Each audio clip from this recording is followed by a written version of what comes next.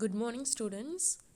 Today we are going to start a new chapter, that is cost and revenue analysis. Both the topic cost and revenue are different concepts, but they have given in the single unit. Okay, let's start with the introduction. Cost and revenue analysis refers to the examining of cost production and sales revenue of the production unit or firm under various conditions அப்படின்னு சொல்கிறாங்க. Okay sir, காஸ்ட்னா என்ன அப்படின்னு பார்த்தீங்கன்னா, ஒரு business start பண்ணுறதுக்கு இல்லைன்னா ஒரு firm run பண்ணுறதுக்கு என்னெல்லாம் செலவாகுது அப்படிங்கிறது குறிக்கிறது தான் காஸ்ட். ஓகேவா? காஸ்ட்னா என்ன? த expenses incurred in order to run a business is called as cost. ஓகேவா? ஃபார் எக்ஸாம்பிள், நீங்கள் வந்து லேபர்ஸ்க்கு வந்து சேலரி கொடுக்குறீங்க, இல்லை ரா மெட்டீரியல்ஸ் வாங்குறீங்க, இல்லைன்னா லோக்கல் லெண்டர்ஸ்கிட்டேருந்து கடன் வாங்கியிருப்பீங்களா, அவங்களுக்கு வட்டி கொடுக்குறீங்க. ஸோ ஒரு ஃபேர்ம் ஸ்டார்ட் பண்ணுறதுக்கு என்னெல்லாம் செலவாக இருக்குது அதே வந்து மென்ஷன் பண்ணுறது தான் காஸ்ட். ஓகேவா? ஸோ இது ஒரு objective. The objective of a firm is to earn profit and not to make loss. Okay, எந்த ஒரு பிஸ்னஸாக இருந்தாலும் எந்த ஒரு ஃபேர்மாக இருந்தாலும் அதோட மெயின் ஆப்ஜெக்டிவ் என்னவாக இருக்கும்? ப்ராஃபிட் வரணும்னு தான் நினைப்பாங்க. இல்லை யாரும் வந்து லாஸ் ஆகணும் அப்படின்னு வந்து பிஸ்னஸ் செய்ய மாட்டாங்க. ஸோ ஹவவர் ஒரு ப்ராஃபிட்டாக இருக்கா இல்லை வந்து லாஸாக இருக்கா அப்படின்னு வந்து எது வச்சு சொல்லுவாங்க அப்படின்னு பார்த்தீங்கன்னா, அவங்க வந்து அந்த பிஸ்னஸ் ஸ்டார்ட் பண்ணுறதுக்கு எவ்வளோ செலவு பண்ணியிருக்காங்க அப்படிங்கிறது வச்சு தான் வந்து அது வந்து ப்ராஃபிட்டாக லாஸ்ன்னு சொல்கிறாங்க. ஸோ வந்து அவங்க வந்து காஸ்ட் வந்து ரொம்பவே கம்மியாக இருக்குது, ஆனால் அவங்களுக்கு வர அவுட்புட் இல்லை ப்ராஃபிட் ரொம்பவே நிறையா இருக்குது அப்படின்னா, அவுட்புட் ரொம்ப நிறையா இருக்குன்னா அது வந்து ப்ராஃபிட் அப்படின்னு எடுத்துக்கும். இல்லை அவங்க நிறையா செலவு பண்ணிவிட்டு அவங்களுக்கு வந்து எதுவுமே வரல கைக்கு அப்படின்னா அது வந்து லாஸ்ன்னு எடுத்துக்கும். ஓகேவா? So that is what the thing. And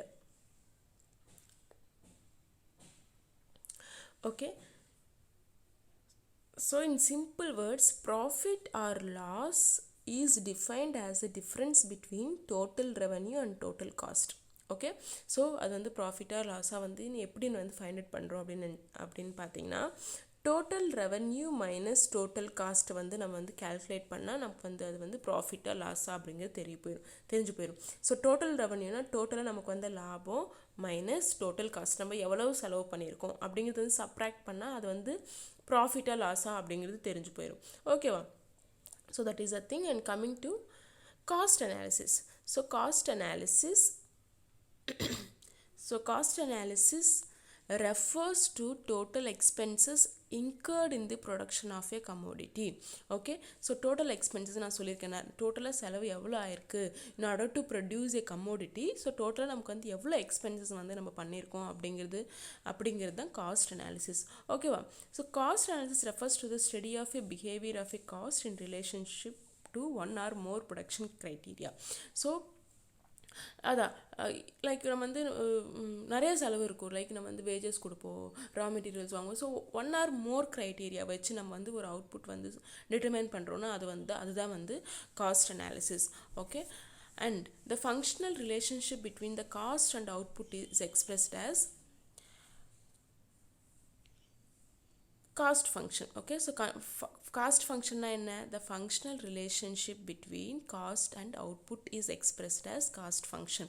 Okay, cost function na relationship between functional relationship between cost, so எவ்வளோ செலவாயிருக்கு அண்ட் அவுட்புட் எவ்வளோ வந்திருக்கு அப்படிங்கிற ஒரு ரிலேஷன்ஷிப், ஃபங்க்ஷனல் ரிலேஷன்ஷிப் நம்ம வந்து கால்குலேட் பண்ணுறோன்னா அதுதான் வந்து எப்படி எக்ஸ்பிரஸ் பண்ணுறாங்க அப்படின்னு பார்த்தீங்கன்னா காஸ்ட் ஃபங்க்ஷன் அப்படின்னு எக்ஸ்பிரஸ் பண்ணுறாங்க. So what is cost function? Yes, cost function is a functional relationship between cost and output. Okay, so that is the thing. And coming to the formula they are giving, cost function C is equals to f of q. So f of q in the sense function of output அப்படின்னு சொல்கிறாங்க. ஓகேவா? So quantity of output. C இங்கே வந்து எது denote பண்ணுது? Cost denote பண்ணுது. And q is referring to quantity of output. So that is the cost function. Coming to the concepts of cost function. Okay, so money cost, first concepts of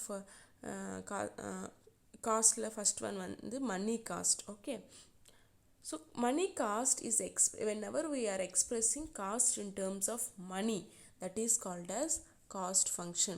Okay, so whenever we are expressing in terms of money, that is called as money cost. In other words, எப்படி சொல்லலாம் அப்படின்னு பார்த்தீங்கன்னா, நீங்கள் வந்து just வந்து இவ்வளோ ஆயிருக்குன்னு சொல்லாமல் வந்து நம்ம லேபருக்கு ஒரு 2000 கொடுத்துருக்கோம், ரா மெட்டீரியல்ஸ் வாங்குறதுக்கு ஒரு 30,000 ஆச்சு, இல்லைன்னா வந்து ஒரு வட்டிக்காரங்களுக்கு ஒரு 10,000 கொடுத்தோம் அப்படின்னு மணியில் பேசுகிறப்போ, அதுதான் அந்த ஒரு காஸ்ட் வந்து இன் டர்ம்ஸ் ஆஃப் மணியில் பேசுகிறோம் அப்படின்னா that is called as money cost.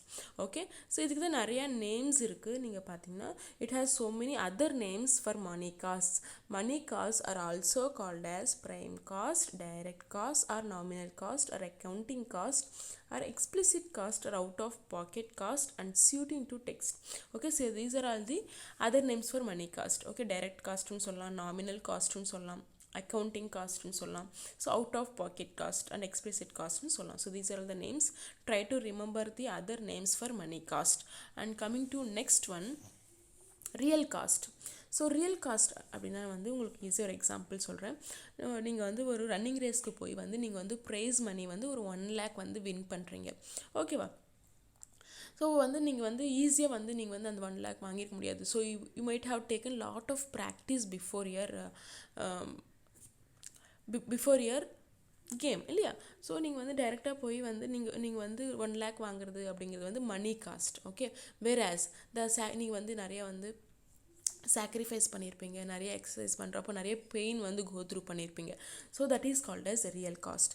So real cost refers to the payment made to compensate the efforts and sacrifices of all the factor owners for their services in the production. Okay, so எல்லா sacrifices வந்து ஒரு owner பண்ணுறாரு, ஒரு community produce பண்ணுறதுக்கு நிறைய sacrifice பண்ணியிருப்பாங்க. Apart from காசு செலவு பண்ணுறதை தவிர அவங்க வந்து நிறைய வந்து ஃபிசிக்கலாகவும் நிறைய மென்டலாகவும் நிறைய பெயின் கோ த்ரூ பண்ணியிருப்பாங்க. அந்த சாக்ரிஃபைஸ் எல்லாம் தான் என்ன சொல்கிறாங்க அப்படின்னு பார்த்தீங்கன்னா ரியல் காஸ்ட் அப்படின்னு சொல்கிறாங்க. ஓகேவா? So Adam Smith regarded pains and sacrifices of a labor as a real cost of production. Okay, so வந்து காசு செலவு பண்ணுறத விட அவங்க வந்து சாக்ரிஃபைசஸ் தான் ஆடம் ஸ்மித் என்ன சொல்லியிருக்காருன்னு பார்த்தீங்கன்னா ஒரு ரியல் காஸ்ட் ஆஃப் ப்ரொடக்ஷன் அப்படின்னு சொல்லியிருக்காரு. Okay, and coming to the next one, explicit cost. Okay, so explicit cost அப்படின்னா வந்து எப்போ எக்ஸ்னா என்ன அப்படின்னு பார்த்தீங்கன்னா அவுட்சைடு வெளியே நம்ம வந்து எவ்வளோ செலவு பண்ணுறோம் அப்படிங்கிறது தான் வந்து எக்ஸ்பிளிசிட் காஸ்ட். ஓகேவா? So it refers to the actual expenditures of a firm purchase to hire are the inputs of the firms of a needs.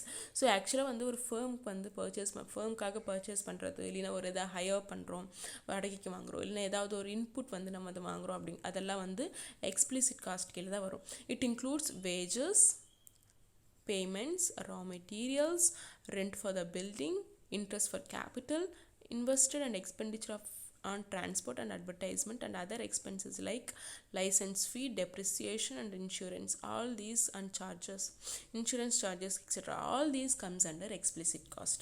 Okay, and coming to, so இதுக்கு தான் வந்து other name for explicit cost is, it is also called as accounting cost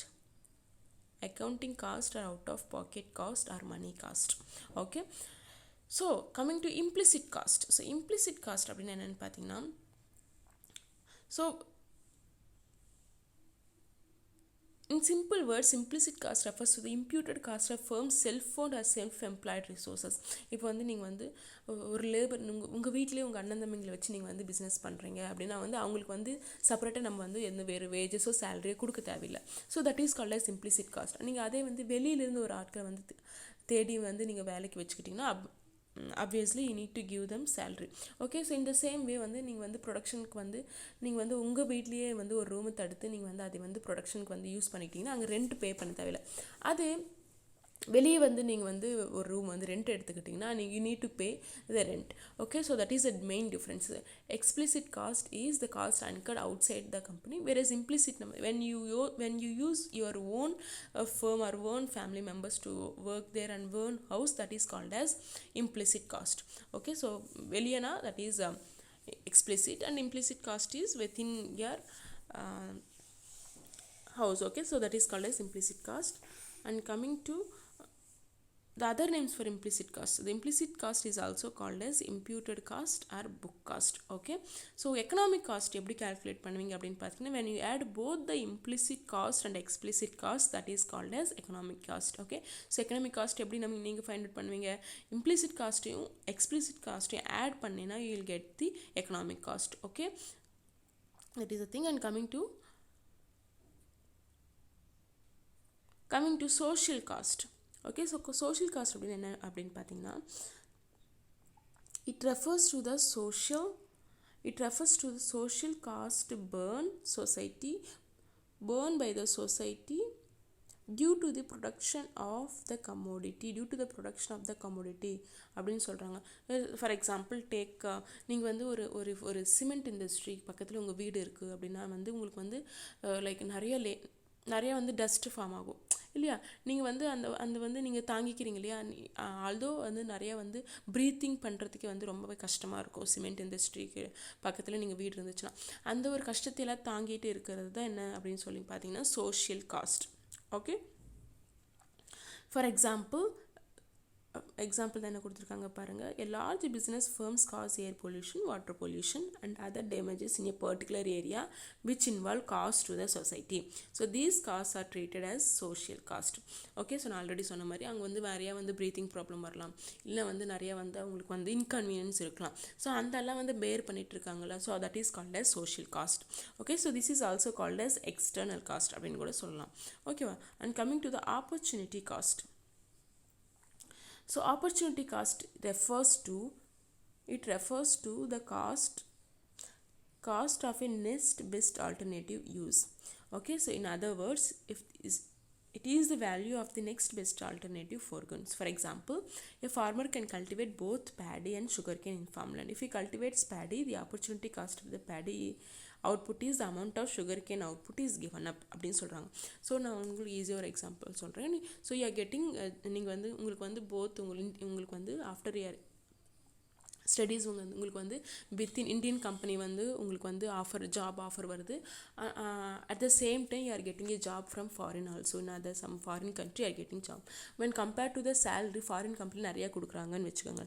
ஓகேவா. So you are ignoring working here and you are going out and you are doing job. So நீங்கள் வந்து வெளியே போய் உங்களுக்கு காசு நிறையா கிடைக்கிது அப்படின்னு வெளியே போய் வேலை செஞ்சிங்கன்னா you need to give up your family. So you need to distance yourself from family. உங்கள் ஃபேமிலி விட்டு பிரிஞ்சிருக்கணும். ஸோ இந்த ஒரு வந்து தியாகத்தை என்ன சொல்லுவாங்க அப்படின்னு பார்த்தீங்கன்னா opportunity cost. So in order to gain from one thing you need to give up something இல்லையா. ஸோ நிறையா வந்து சம்பளம் வாங்குறதுக்காக you are giving up what your family.